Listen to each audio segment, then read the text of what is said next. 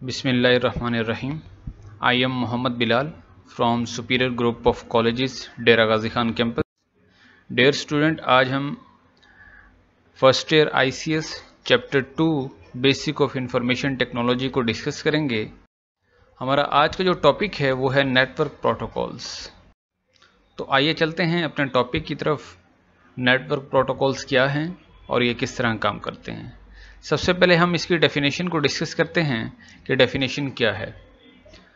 A set of rules for exchanging information between computer on a network. Network में मौजूद computer के दरमियान information को शेयर करने के लिए, एक कंप्यूटर से दूसरे कंप्यूटर की तरफ एक्सचेंज करने के लिए इंफॉर्मेशन को, तो जिन रूल्स के तहत हम ये काम करते हैं, जिन सेट ऑफ रूल्स के तहत हम ये काम करते हैं, हम उनको नेटवर्क प्रोटोकॉल कहते हैं।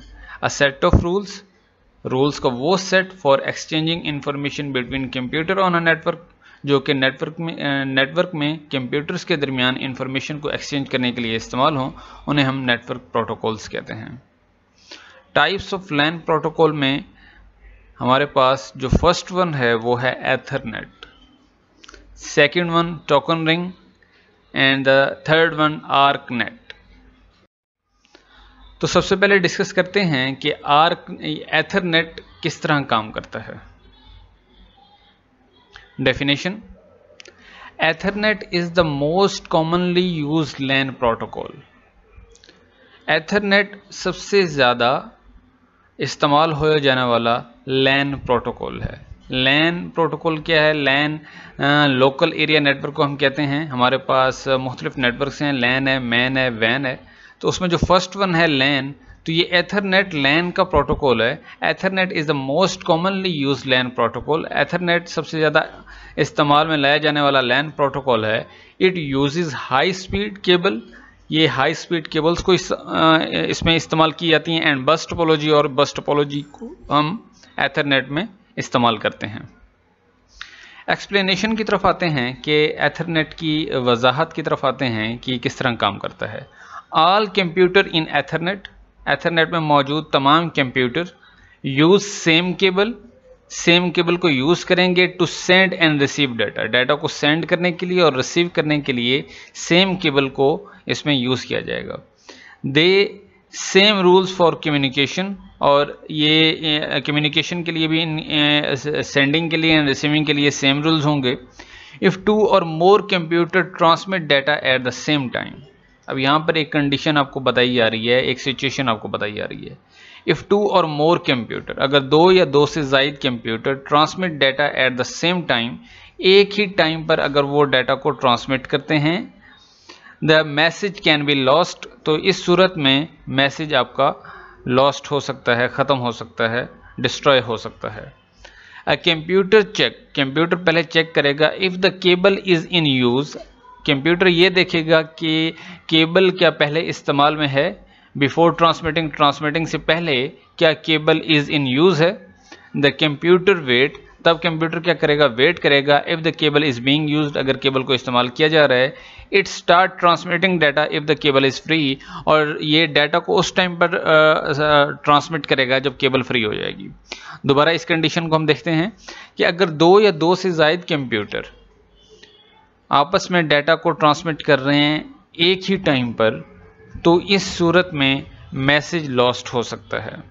तो कंप्यूटर का काम क्या है? कंप्यूटर ये देखिएगा कि ट्रांसमिट करने से पहले, डाटा ट्रांसमिट करने से पहले ये देखा जाएगा कि केबल फ्री है या नहीं है।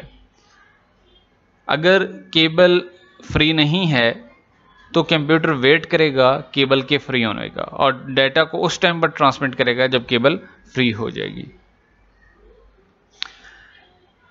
अब हम देखते हैं कि एथरनेट का डाटा ट्रांसफ़र रेट कितना है।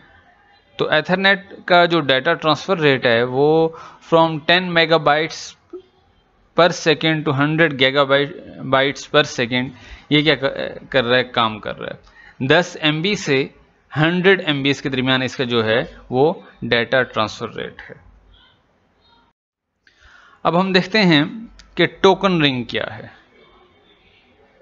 डेफिनेशन इसकी: इज़ अ नेटवर्क स्टैंडर्ड, ये नेटवर्क स्टैंडर्ड है, that is typically used in LAN, जिसको आमतौर पर लैन में इस्तेमाल किया जाता है। इट अलाउ नेटवर्क डिवाइस, ये नेटवर्क डिवाइस को अलाउ करता है टू एक्सेस द नेटवर्क, कि नेटवर्क को एक्सेस किया जाए by passing a special signal, special signal को पास करके, कॉल टोकन, जिसको हम टोकन कहते हैं। ये नेटवर्क डिवाइसेस को अलाउ करता है कि अगर आपने नेटवर्क को एक्सेस करना है तो आप with the help of special signal आप क्या कर सकते हैं, उसको नेटवर्क को एक्सेस कर सकते हैं, और उस स्पेशल सिग्नल को नाम दिया गया है टोकन का। एक्सप्लेनेशन की तरफ आते हैं। Token is like a ticket, token को हम कहते हैं कि एक टिकट की तरह है। A device can transmit data over the network, कोई भी डिवाइस है जो कि नेटवर्क में काम कर रही है तो वो डाटा को उस टाइम पर ट्रांसफर कर सकती है only if it has a token, अगर उसके पास टोकन है तो वो डाटा को ट्रांसमिट कर सकती है, अदरवाइज नहीं कर सकती। Only one token is available in one network, और एक नेटवर्क में एक टोकन क्या है, अवेलेबल है। That is why no collision can occur, इसलिए इसमें टोकन रिंग में कोई भी ट्रैफिक का ब्लॉक, क्लियन का ब्लॉक अकर नहीं होता। But the data transfer rate is slow, लेकिन इसका जो डाटा ट्रांसफर रेट है एथरनेट की निस्बत वो स्लो है।